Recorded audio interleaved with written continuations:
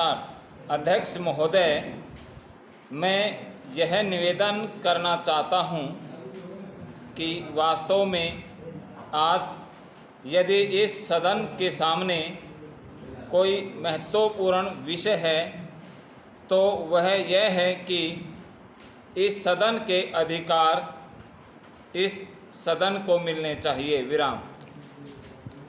इस सदन का जो आए दिन इस तरह से अपमान होता रहता है वह इस तरह से नहीं होना चाहिए। विराम।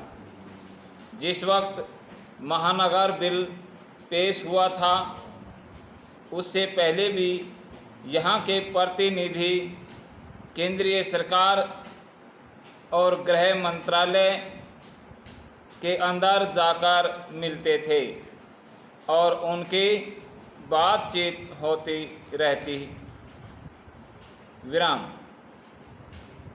उस बातचीत के अंदर उस समय के प्रतिनिधियों को यह विश्वास दिलाया गया था कि जो अधिकारी होंगे उनका स्थान केंद्रीय कर्मचारियों के बराबर होगा। विराम। पैरा। इसलिए मेरा निवेदन यह है कि यह योजना एक प्रकार से इस सदन का अपमान है क्योंकि इसमें हमारा कोई दखल नहीं है। हम उसमें कोई परिवर्तन नहीं कर सकते। विराम। जो बनी बनाई चीज़ है केवल उस पर चर्चा कर सकते हैं, उस पर समय लगा सकते हैं। विराम। तो क्या यह सदन जिस पर हज़ारों रुपए रोज़ खर्च होता है इसीलिए है कि हम केवल इस पर चर्चा करें प्रश्नवाचक चिन्ह और हमारा उसमें कोई दखल न हो, हम उसमें कोई सहयोग न दे सकें। विराम।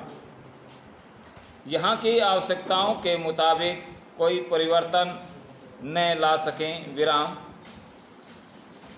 इसी तरह से पिछले दिनों भी आपके सामने सदन के अपमान की बात आई थी। विराम। जब यहाँ मुख्यमंत्री की बैठक हुई थी उसमें हमारे यहाँ के अधिकारी को बुलाया नहीं गया था। विराम। वास्तव में कोई दल का विषय नहीं है, यह सारे सदन के मान अपमान का सवाल है, यह सारी जनता के मान अपमान का विषय है। विराम। जनता ने इन सदस्यों को चुनकर भेजा है और ऐसी हालत में जबकि यह समझा जाता है कि यहाँ की जनता सबसे अधिक पढ़ी लिखी है। विराम।